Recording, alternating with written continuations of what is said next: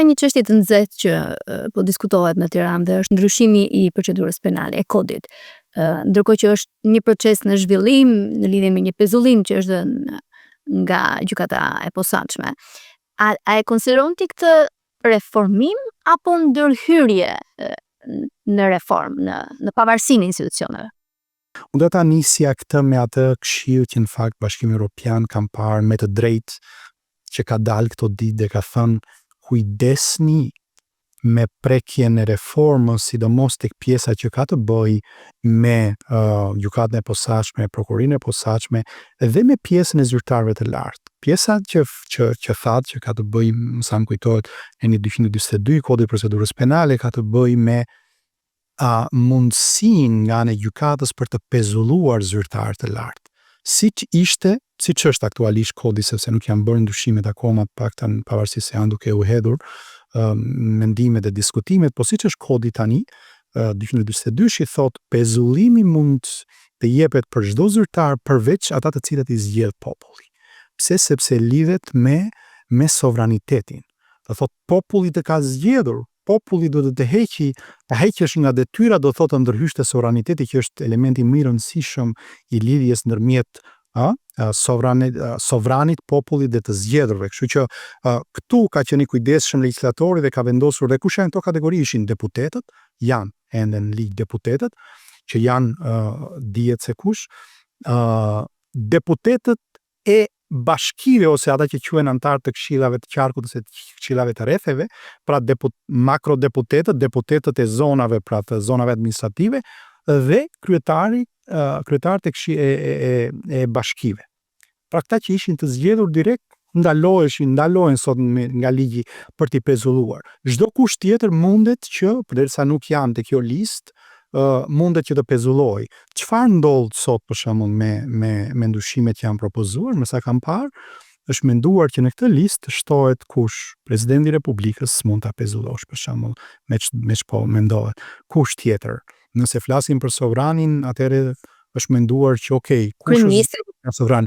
Kryeministri s'mund ta pezullosh apo zëvendës kryeministri është futur te listë me ç'kam parë, kryetari i Këshillit të lartë të shtetit, kontrollit të lartë të shtetit, avokati i popullit dhe gjyqtarët e gjykatës kushtetuese. Pra kam parë që lista është zgjeruar me mendimin që s'mundet prokuroria apo gjykata të pezullojë nga detyra nëse s'ka një vendim të formës së prerë. Duhet të ketë një vendim të formës së prerë, vetëm atëherë mundet që të pezullohet. Ndron ky si argument juridik në gjykimin tonë?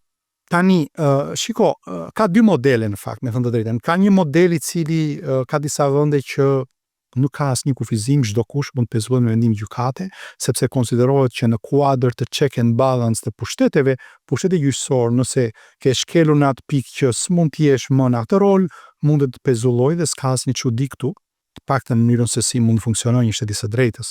Po ka shtete, disa shumë prej tyre janë dhe në Bashkimin Evropian sot dhe vende të BE-s, të cilat në fakt kanë kufizime, sepse e thonë në kuadër të check and balance të pushteteve, nuk mund të pezullosh këto role të cilat kanë mbartin sovranitet popullor. Por a mund t'i arrestosh nëse i ke në flagrancë? Patjetër mund t'i arrestosh. A mundet që t'i hetosh? Patjetër mund t'i hetosh. A mundet që të marrësh vendime dënimi nëse ke prova? Patjetër, dhe gjitha këto mund t'i bësh. Pyetja është gjatë kohës që i ke në hetim këta persona, a mund t'i pezullosh nga detyra? Tani, dhe pyetja në gjatë kohës që ka një hetim e këtyre personave, a mund të vazhdojnë të ushtrojnë funksionin publik që ka? Çiko, Ilva, sipas ligjit shqiptar, po edhe shumicës së ligjeve të vendeve të zhvilluara, të kesh dikon hetim, do thotë automatikisht ky person mos jetë më në vendin e punës, është në hetim penal. Tani, është tjetër gjë që siç edhe ti e di shumë mirë, po edhe gjithë shqiptarët që e kanë parë standardin e përgjegjësisë politike në vende të tjera për mos pagesë të një bilete metroje, ministri jep dorëheqje në këto vende.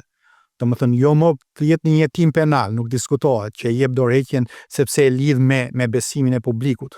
Në Shqipëri me sa duket mund të jesh në hetim penal për miliona euro, nuk ka asnjë problem. mendon që e ke besimin e publikut dhe vazhdon të qëndrosh, është çështje e standardit të shoqërisë kjo pastaj. Domethënë, shumica e këtyre vendeve thash, mos pagimin e biletës metros bën vaki që ai t'i japi dorëheqjen. Në Shqipëri kjo jo, që do të thotë që ndoshta me ligj duhej rregulluar siç është rregulluar sot, për shembull, janë përcaktuar disa subjekte. Tani qëndrim do mbajë qeveria shqiptare, parlamenti shqiptar që do të jetë vendimarrës te kjo pjesë, është në fund të fundit vendim sipas mirit ose tjetrit model. Unë thash që të dyja modelet janë. Unë do doja që Shqipëria të ishte në ato vendet modeleve me ndërgjegje të lartë qytetare që për gjën më të vogël ministri vet të jepte dorëheqjen dhe të hapte rrugën hetimit, me që Shqipëria nuk e bën këtë gjë, ndoshta sigurisht që në organet mund ta bëjnë pastaj.